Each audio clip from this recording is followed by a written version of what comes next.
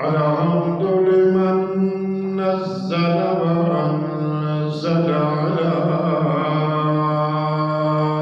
عبده الكتاب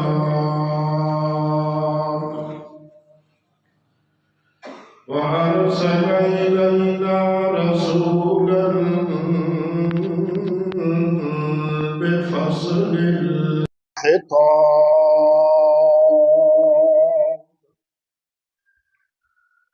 شهادة أن لا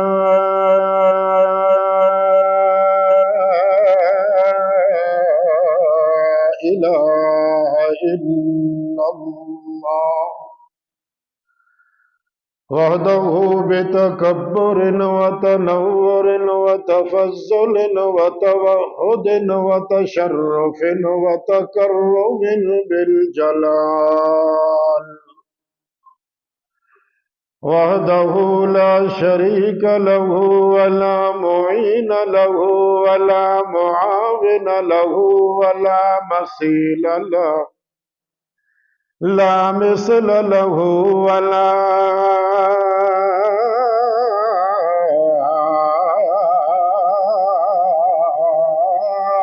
مالك له لا خالق له ولا دافع له ولا كافي له ولا شافي له ثم نشهد أن من هو سيد الورى أسوة رأفة كافة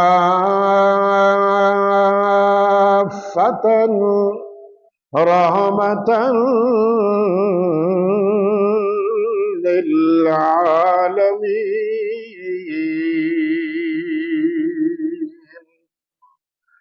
نسلم ونصلي على من أرسل إلى الحق جاء بالحق وصدق المرسلين أما بعد فأعوذ بالله من الشيطان الرجيم بسم الله الرحمن الرحيم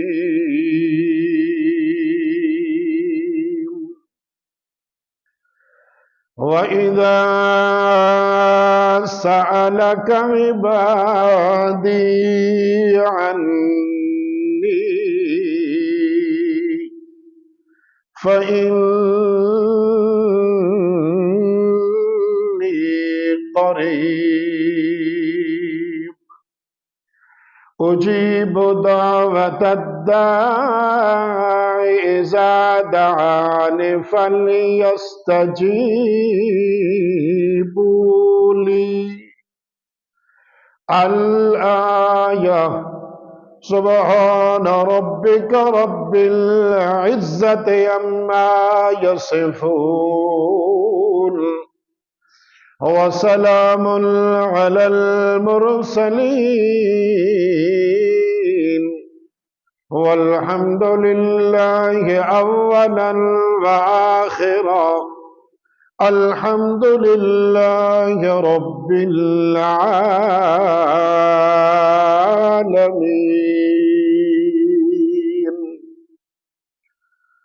اللهم صل على محمد وعلى آل محمد كما صليت على إبراهيم وعلى آل إبراهيم إنك حميد مجيد اللهم بارك على محمد وعلى آل محمد كما باركت على إبراهيم وعلى وعلى آل إبراهيم إنك حميد مجيد۔ ان کو شکوہ ہے کہ ہمارا مدعا ملتا نہیں،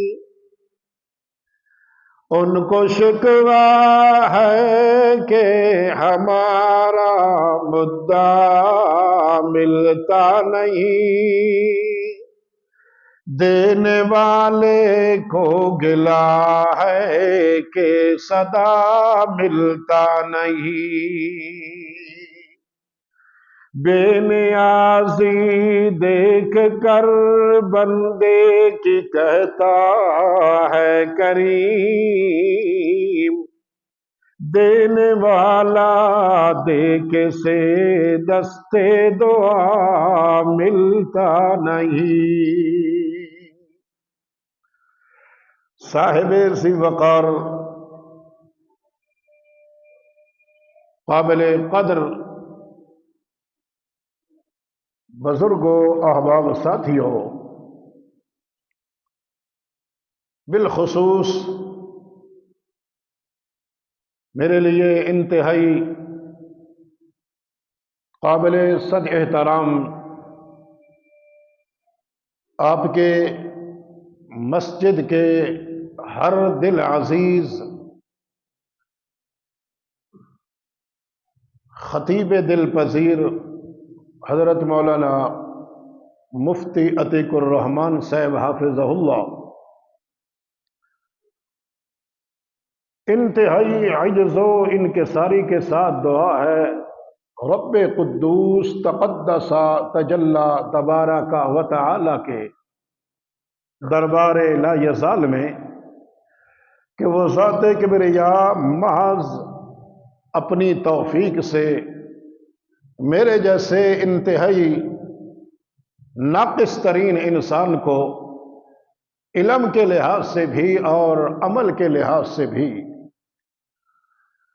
آج کی اس جمعۃ المبارک کی خوبصورت نشست میں رب تعالی حق اور سچ کہنے کی توفیق عطا فرمائے۔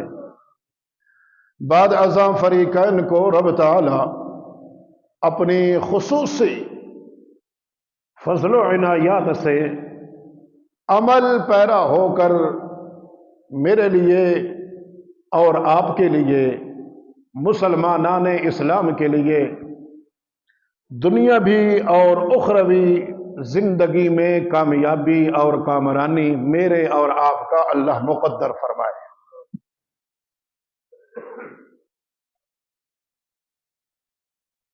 رمضان المبارک کا یہ رحمت و برکات سے مزین مہینہ اپنی تمام تر رحمتوں اور فضل اور برکتوں سے لبریز یہ ماہ مقدس روا دوا ہے۔ ایک عشرہ مکمل ہوا، دوسرے عشرے کی آب ابتدا ہے۔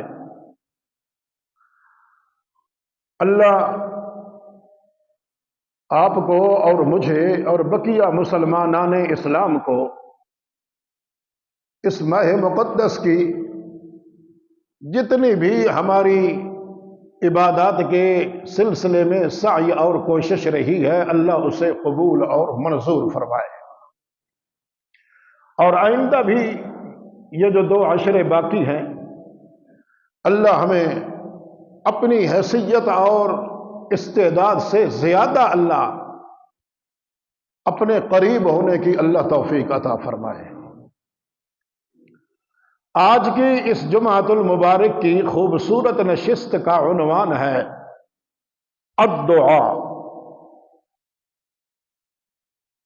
جس کے متعلق اللہ کے رسول انور، رسول اعظم محمد عربی صلی اللہ تعالی علیہ وسلم نے فرمایا الدعاء مخ العبادہ، دعا جتنی بھی عبادات ہے ان سب کا مغز اور نچوڑ اور لب لباب ہے.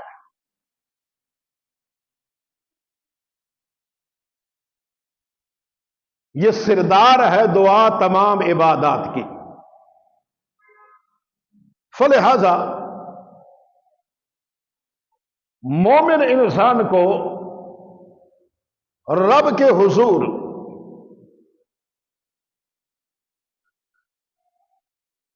مانگنے کا، التجا کرنے کا، استدعا کرنے کا، رب کے حضور گڑ گڑانے کا اور عجز و انکساری کے اظہار کا اللہ موقع فراہم کرتا رہے اور کرے، تو اس وقت انسان کو وہ طریقہ اختیار کرنا چاہیے جو طریقہ ہمیں قرآن نے بتلایا یا سنت محمد مصطفیٰ نے بتلایا،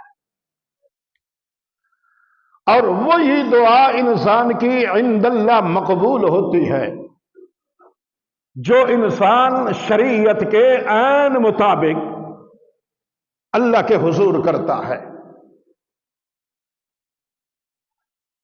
اور جتنا خوبصورت انداز اللہ کے قرآن نے بیان فرمایا ہے اور جتنا خوبصورت عملی طور پہ انداز اللہ کے رسول انور محمد الرسول اللہ صلی اللہ تعالی علیہ وسلم نے بتلایا ہے، اس سے اعلیٰ اور ارفع انداز اور کوئی نہیں.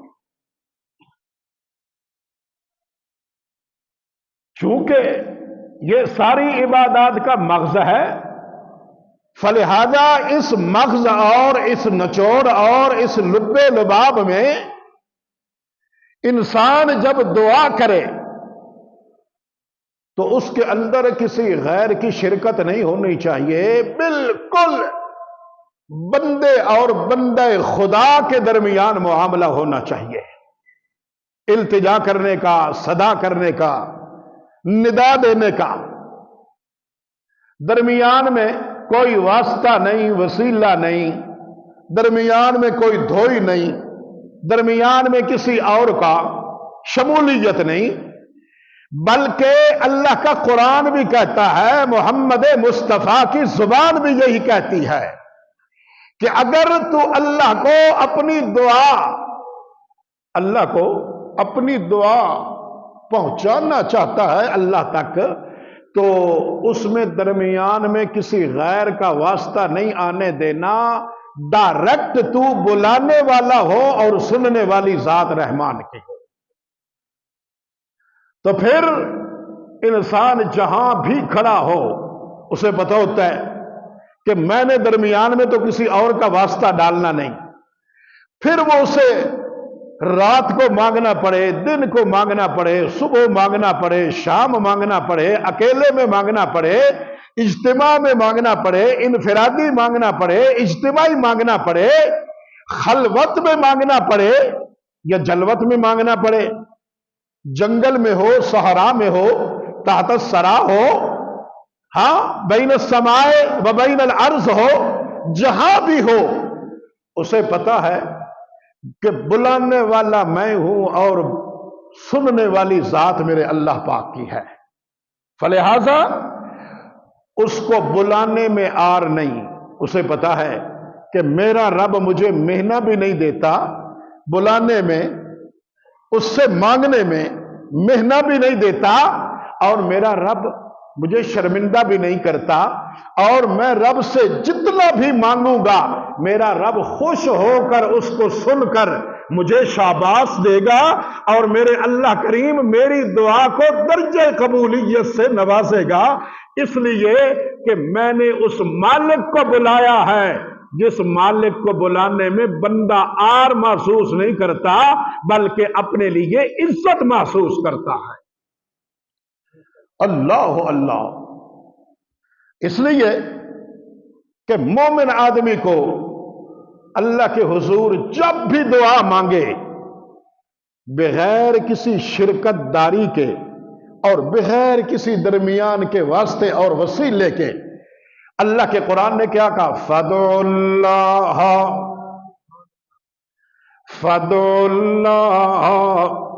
مُخْلِصِينَ لَهُ الدِّينَ۔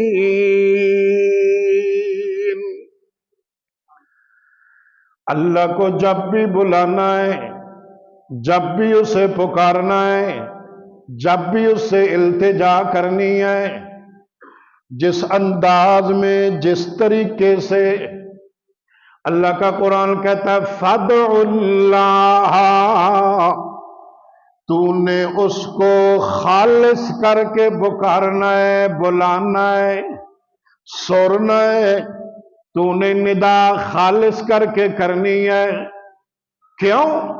اس لیے کہ اللہ کریم نے تجھے جب بنایا ہے تو بغیر شرکت داری کے بنایا ہے، تجھے رزق دیا ہے بغیر کسی واسطے وسیلے سے دیا ہے، اللہ نے جب تجھے عزت دی ہے تو بغیر کسی کے تعاون اور نصرت سے اللہ نے دی ہے۔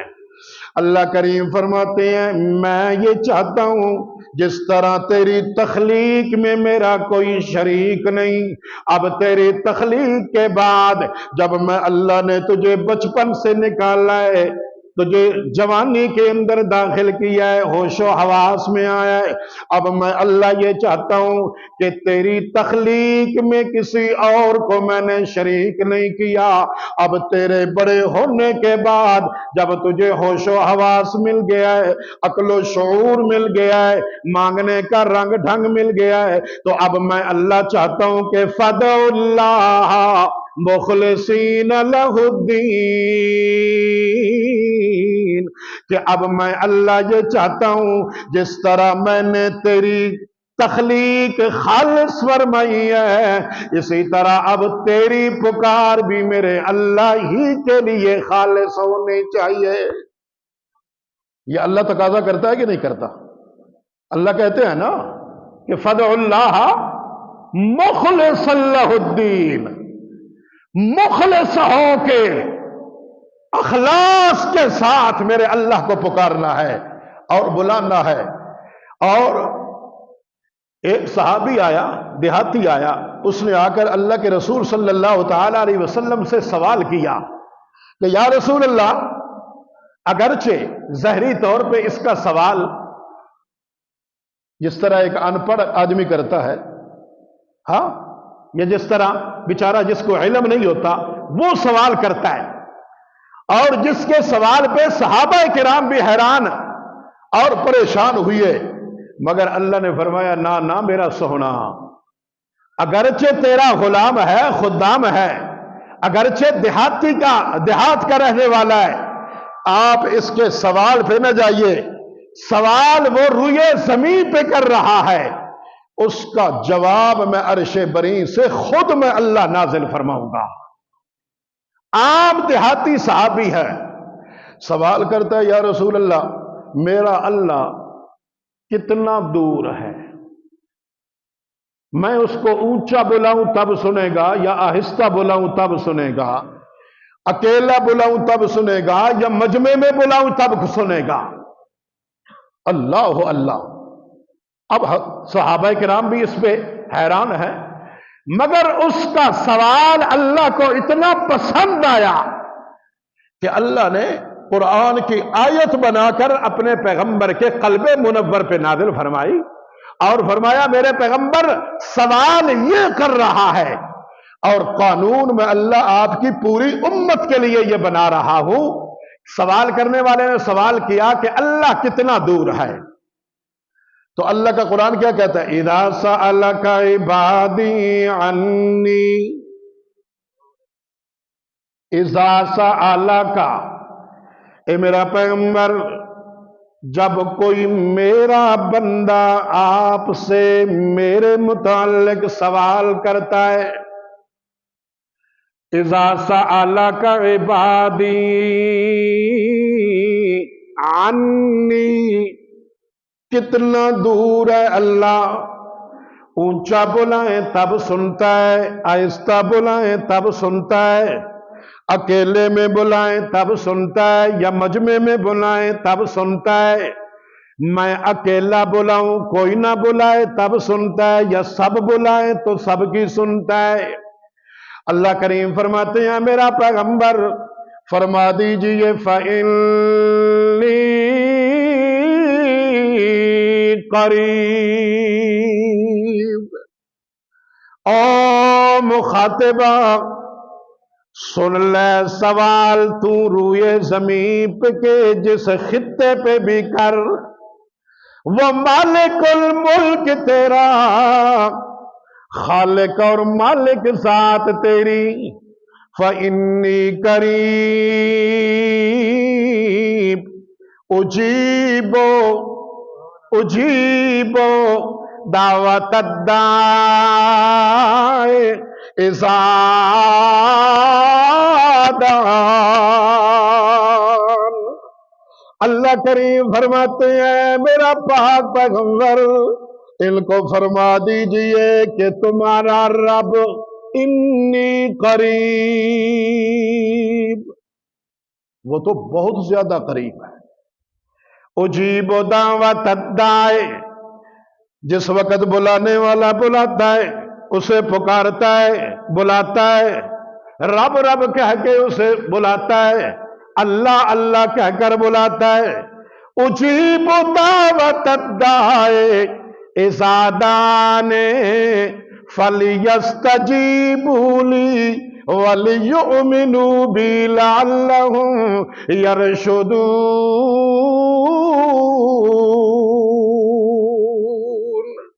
اللہ کریم فرماتے ہیں بلانے والے تو جس انداز میں بھی بلا، چاہے دل میں بلا، چاہے اونچا بلا، چاہے خلوت میں بلا، چاہے جلوت میں بلا، چاہے انتہا درجے زمین کے نیچے والے حصے میں بلا یا آسمان سے نیچے زمین کے اوپر بلا، ہر دم سننے والی ذات اللہ پاک کی ہے اور تجھے دیکھنے والی ذات بھی اللہ پاک کی ہے۔ اجیب دعوت الداعِ اذا دعان فَلْيَسْتَجِيبُوا لِي وَلْيُؤْمِنُوا بِي لَعَلَّهُمْ يَرْشُدُونَ۔ اِنَّكَ سَمِيعُ الدُّعَاء، تیری پکار کو سننے والا بھی وہی ہے، تیری پکار کو جاننے والا بھی وہی ہے اور تیرے طرف دیکھنے والا بھی وہی ہے۔ دیکھنے کی طاقت بھی، سننے کی طاقت بھی، سمجھنے کی طاقت بھی، علم رکھنے کی طاقت بھی اسی اللہ پاک کو ہے اور تیرے بلانے کی دیر ہے۔ اللہ فرماتے ہیں تیرے بلانے سے پہلے وہ منتظر رہتا ہے کہ میرا بندہ کب بلائے، میں اس بندے کی پکار کو سن کر فَلْيَسْتَجِيبُوا لِي، میں اللہ اس کی پکار کو قبول بھی فرما لوں۔ اچھا، آپ قرآن مقدس کا مطالعہ کریں، جتنے بھی انبیاء اور رسول گزرے ہیں اور جن کا ذکر اللہ کے قرآن نے فرمایا، اللہ نے اپنے قرآن میں اپنے ہاں ان سے مانگنے کا انداز بھی اللہ کے قرآن نے ذکر فرمایا ہے۔ ہر نبی اور رسول اللہ ہی سے مانگتا رہا۔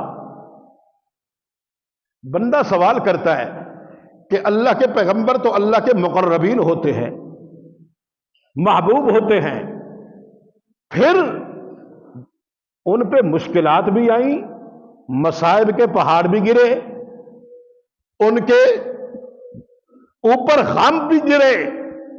سوال کرنے والا کرتا ہے کہ جب اللہ کے مقرب ہے، اللہ کیوں اپنے بندوں کو مقربین کو اس تکلیف میں ڈالتا ہے؟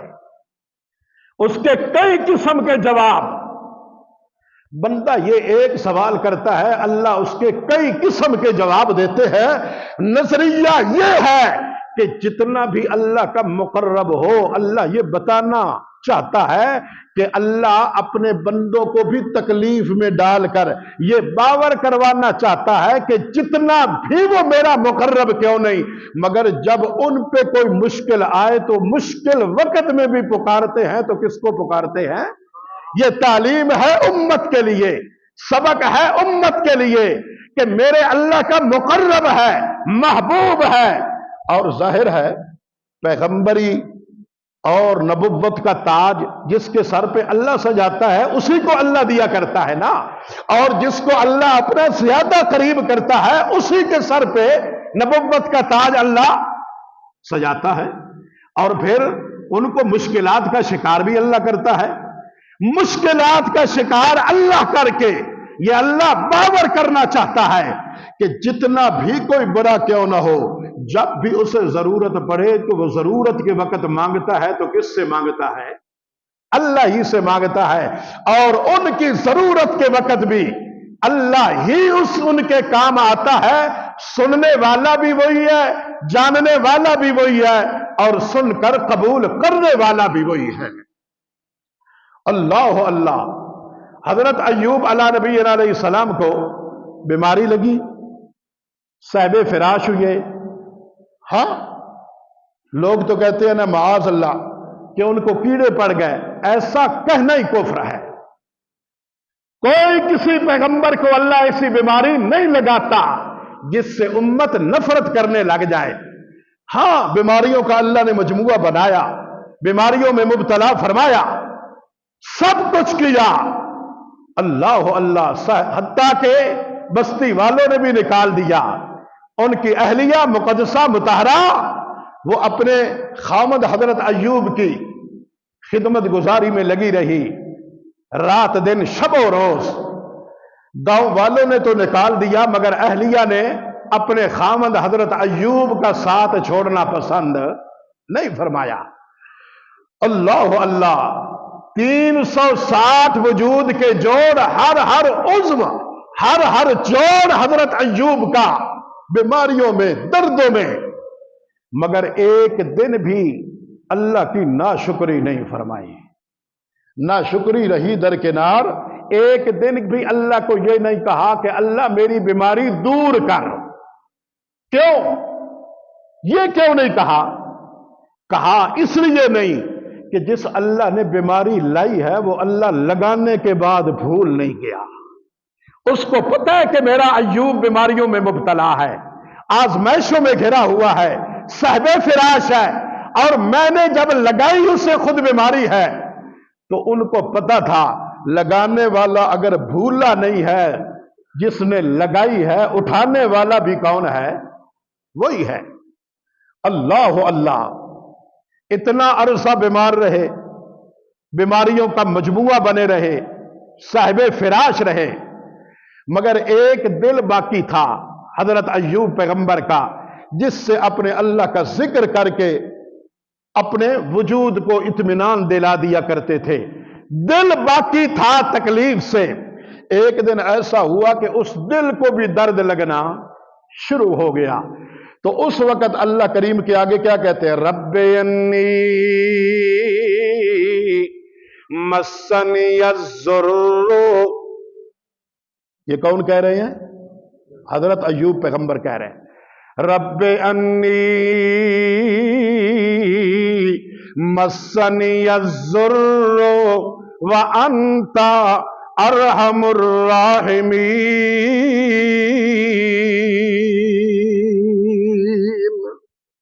اے میرے اللہ، اب تک 360 وجود کے جوڑ جن کو تو نے دردوں میں مبتلا رکھا، تکلیف میں رہے، اللہ میں نے تیرے آگے التجا نہیں کی۔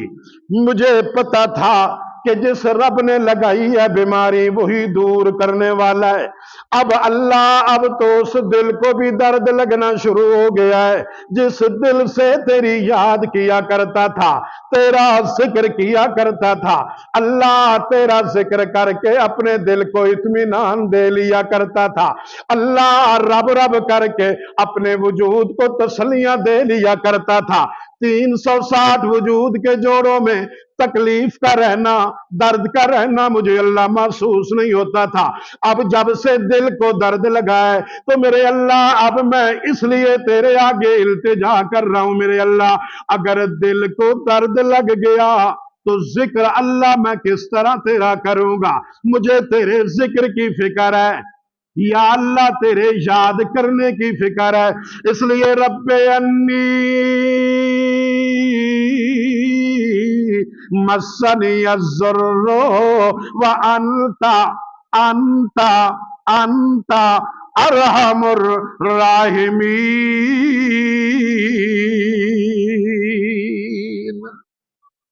اتنا عرصہ بیماریوں کا مجموعہ بننے والا حضرت ایوب پیغمبر ہیں، ایک وقت دل کو درد شروع ہوا، اللہ سے التجا فرمائی ہے، اللہ کریم نے بھی اب یہ ارادہ کر لیا ہے کہ اب میں اپنے ایوب کی بیماری کو رہنے دینا نہیں۔ جب مانگا اس نے ہے تو اب میں اللہ پاک نے اپنے مانگت کی دعا کو رد کرنا نہیں ہے۔ اللہ کریم فرماتے ہیں تیرے مانگنے میں دیر ہے، میرے اللہ کے قبول کرنے میں دیر کوئی نہیں ہے۔ اللہ کریم نے فرمایا ہے اور کس برجلے کا ہاذا مغتسل بارد وشراب۔ اللہ ذکر حضرت ایوب کا کر رہے ہیں اور سمجھا اس امت کو رہے ہیں، او کائنات والے ہو، او میرے محمد رسول اللہ کے امتیوں، سن لو جب بھی کوئی مصیبت آئے تب بھی میرے اللہ سے التجا اگر کرنی ہے تو یہ سنت ہے میرے نبیوں کی۔ کس کی سنت ہے؟ میرے نبیوں کی سنت ہے نا۔ جب بھی ان پہ کوئی مشکل آن پڑی تو انہوں نے کس کو بلایا؟ ان کو پتا تھا سننے والا بھی وہی ہے اور قبول کرنے والا بھی، بولیے قبول کرنے والا بھی وہی ہے۔ اس لیے اللہ نے کیا کہا؟ اور کس برجلے کا، دو چشمے جاری ہو گئے، ایک سے چلو پانی کا پی کے اندر ڈالو منہ میں، اندر کی بیماریاں ختم، اور دوسرے سے غسل کر لو، باہر کی بیماریاں ختم۔ اور اللہ کریم نے کیا فرمایا اپنے پیغمبر کو کہ انا وجدناہ صابرا، اے میرا پیغمبر میں نے اگر صابر بندہ پایا ہے نا، جس کو میں نے بیماریوں کا مجموعہ بنا دیا تھا، مگر ایک دن بھی اس نے شکوہ نہیں کیا، شکایت نہیں کی، اور جب مانگا تو اس وقت بھی اپنے لیے نہیں مانگا، مانگا تو میرے اللہ کے لیے مانگا، اور جب اس نے مانگا تو میں اللہ پاک نے اس کی مانگت کو قبول کر کے میں نے کیا کہا؟ ارکض برجلک ھذا مغتسل بارد وشراب۔ اور بندہ جب ہر طرف سے مایوس ہو جا، تیرے لیے آس کا دروازہ ہونا چاہیے تو اکیلے اللہ کی ذات کا ہونا چاہیے، اور تیرے لیے امیدوں کا مرکز ہو تو اکیلے اللہ کی ذات کا مرکز ہو۔ ہر طرف سے مایوس ہو جا، نا امید ہو جا، مگر نا امید نہ ہونے کا حکم ہے تو ایک اللہ کی طرف سے نا امید نہ ہونے کا حکم ہے۔ امیدیں تو رکھ، پوریاں میرا اللہ کر دے گا، امید رکھ کے تو مانگ، قبولیت کا درجہ اللہ عطا فرما دے گا۔ حضرت بی بی خولہ رضی اللہ تعالی عنہا صحابیہ رسول ہے، آتی ہیں، خامد نے ان کو وہ الفاظ کہہ دیے جو اس وقت ابھی تک طلاق کا اصول قانون اللہ کے رسول کے اوپر نہیں اللہ پاک نے نازل فرمایا تھا، اس سے قبل وہ زمانہ جاہلیت کی جو الفاظ چلے آ رہے تھے، حضرت خولہ کو خامد نے طلاق دے دی اور کہا انت کدار امی، تو میری ماں کی مانند ہے۔ یہ الفاظ جو ہے یہ گویا اپنے طلاق ہی سمجھی جاتی تھی۔ حضرت خولہ روتی روتی اللہ کے رسول صلی اللہ تعالی علیہ وسلم کے در دولت پہ آئی، آ کر اپنا ماجرا سنایا تو اللہ کے رسول صلی اللہ تعالی علیہ وسلم نے فرمایا حضرت خولہ کو کہ اے خولہ، یہ حلال حرام اللہ بنانے والا ہے، اللہ کرنے والا ہے، اللہ حکم دینے والا ہے، میں محمد تو خود اللہ کا محتاج اور پابند ہوں، ہاں جب تک اللہ حکم نہ دے میں محمد کچھ کہہ نہیں سکتا۔ کیوں؟ اس لیے کہ میں بھی اس کی شریعت کا، اس کے قانون کا، اس کے حکم کا پابند ہوں، فلہذا ابھی تک اللہ نے مجھے کوئی ایسا طلاق کے متعلق حکم نہیں صادر فرمایا، میں اس کے متعلق کچھ بھی نہیں کہہ سکتا۔ حضرت مائی خولہ رضی اللہ تعالی عنہا التجائیں کرتی رہی، بار بار صدائیں کرتی رہی، مگر حضرت اللہ کے رسول نے کیا کہا؟ جب تک اللہ نہ کوئی حکم نازل کرے میں محمد کچھ کہہ سکتا نہیں۔ اللہ ہو اللہ۔ تو حضرت مائی خولہ نے پھر کس طرف متوجہ ہوئی؟ اللہ کی طرف توجہ فرمائی۔ انہیں پتا تھا کہ وہی در ہے جس در سے مایوسی کفر ہے، وہی در ہے جس سے نا امیدی کفر ہے۔ فلہذا حضرت مائی خولہ نے کہاں رجوع کیا؟ اللہ کی طرف رجوع کیا۔ یا من یرا ما فی الضمیر ویسمع، یا من یرا ما فی الضمیر ویسمع، انت المعد لکل ما یتوقع۔ میں جب بلاتا ہوں پکارتا ہوں میرے دل والے راز کو جاننے والا، میرے دل کی حقیقت کو بجھنے والا، بولو کون ہے؟ یا من یرا ما فی الضمیر ویسمع، انت المعد لکل ما یتوقع۔ تیرے دل میں آنے والے خیال کو، تیرے دل کے اندر آنے والے التجا کو وہی جانتا ہے، اسے پتا ہوتا ہے، اسی کے علم میں ہے، اسی کے قبضہ قدرت کے اندر ہے، اسی کے دست میں ہے، اسی کے ہاتھ میں ہے۔ فلہذا او بندہ اس کو بلایا کر، اس کو پکارا کر جو تیرے دل کے راز کو جانتا ہے، جو اللہ وہ ذات ہے، انہو هو السمیع العلیم۔ جب بھی بلانے والا بلائے اس کی پکار کو سننے والا بھی وہی ہے۔ حضرت مائی خولہ نے جب متوجہ ہوئی ہیں اللہ کریم کی طرف، جب اللہ کریم کو کہا اللہ میں آئی تھی تیرے پیغمبر کے پاس مگر تیرے سونے پیغمبر نے بھی کہہ دیا ہے اے خولہ میں بول نہیں سکتا جب تک اللہ مجھے بولنے کی اجازت نہ دے، میں کوئی حکم لاگو نہیں کر سکتا جب تک اللہ مجھے حکم نہ دے دے، فلہذا میں بے بس ہوں میری خولہ۔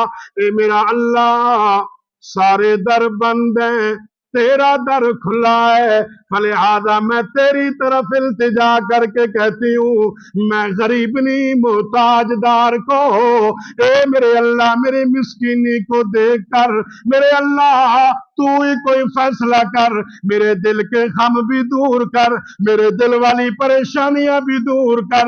اللہ کریم فرماتے ہیں جب بلایا خولہ نے مجھے، بلانے والی بلا رہی ہے اور اس کو بلا رہی ہے جو دل کے رازوں کو جاننے والی ذات ہے۔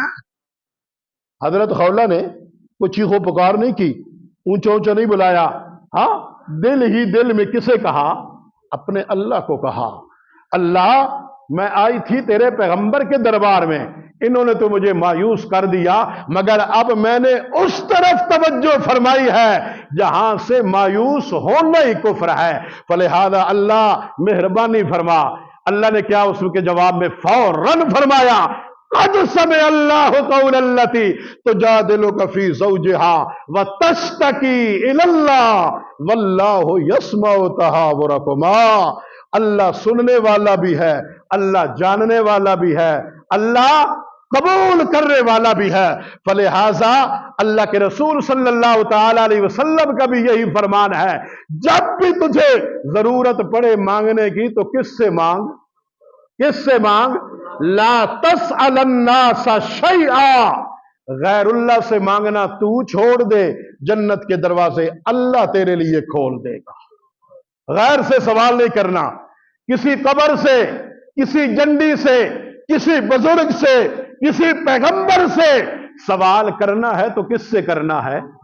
سننے والا بھی وہی ہے، دیکھنے والا بھی وہی ہے، علم رکھنے والا بھی وہی ہے، اور دینے والا بھی کون ہے؟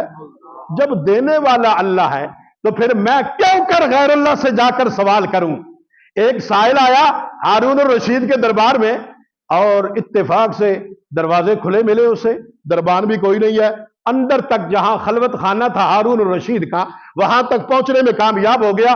جب اندر آیا نا سائل بن کے آیا تھا، کوئی آرزو لے کے آیا تھا، اس نے دیکھا ہارون الرشید اللہ کے آگے التجا کر رہا ہے، مانگے جا رہا ہے، مانگے جا رہا ہے، مانگے جا رہا ہے۔ یہ کچھ دیر کھڑا ہونے کے بعد اس نے کہا، سوچا کہ یار میں جس کے دربار پہ میں مانگنے آیا ہوں یہ تو خود کسی سے مانگ رہا ہے، یہ تو خود کسی کے آگے دامن پھیلائے نظر آ رہا ہے، یہ تو خود محتاج ہے، بے بس ہے، تو میں کتنا پاگل ہوں کہ میں اس سے مانگنے کے لیے آ گیا ہوں۔ فلہذا اللہ نے اسی وقت اس کی کایا کو بدلا اور دل کے ضمیر نے اسے جھنجھوڑا کہ جس سے تو مانگنے آیا یہ تو خود سائل اور فقیر ہے۔ فلہذا اس نے کہا آج سے میں نے تہیہ کر لیا کہ آج کے بعد بادشاہ بھی کیوں نہیں، اس سے نہیں مانگوں گا اس سے جس کے بادشاہ بھی محتاج نظر آتے ہیں اور جس کے بادشاہ بھی گدا نظر آتے ہیں۔ میرا مانگت وہی ہوگا اور میں جس سے مانگوں گا مانگنے والی ذات بھی وہی اکیلے اللہ کی ہوگی۔ فلہذا اس نے باہر آیا نا، دربار نے کہا کتنا اللہ کا بندہ تو بدقسمت ہے، سائل بن کے آیا، بغیر سوال کیے واپس چلا گیا، خلوت میں بھی پایا ہارون الرشید کو، بغیر رکاوٹ کے اندر آ گیا۔ اس نے کہا مجھے 70 سال ہو گیا ہے، مجھے آج تک جو مسئلہ نہیں سمجھ آیا نا، ہارون الرشید کے دربار میں آنے کے بعد مجھے سمجھ آ گیا ہے کہ سب کی سننے والی ذات ہے تو کون ذات ہے؟ میں اس سے مانگنے کا ارادہ کر رہا ہوں جس کے بادشاہ بھی محتاج ہے اور جس سے مانگتے بادشاہ بھی نظر آتے ہیں۔ تو اس لیے اللہ کے رسول نے فرمایا لا تسأل الناس شیئا وَلَكَ الْجَنَّةُ، لوگوں سے اپنی ذات کے متعلق مانگنا چھوڑ دے، اللہ تیرے لیے کیا کرے گا؟ غیر اللہ سے نہیں مانگنا، اللہ سے ہمیشہ مانگتے رہنا ہے، غیر اللہ سے نہیں مانگنا، اللہ سے ہمیشہ مانگتے رہنا ہے۔ تو اس لیے آج کے اس جمعے کا جو لب لباب تھا وہ یہی ہے کہ یہ ماہ رمضان ہے، آج سے دوسرا عشرہ شروع ہوا ہے، تو سب سے زیادہ خوبصورت اللہ کو جو عبادت پسند ہے وہ اللہ سے مانگنا ہے۔ ٹھیک ہے، اپنے لیے مانگیں اور اپنے ان مظلوم فلسطینی مجاہدین اور مسلمین کے لیے بھی اللہ سے دعا کیجیے گا۔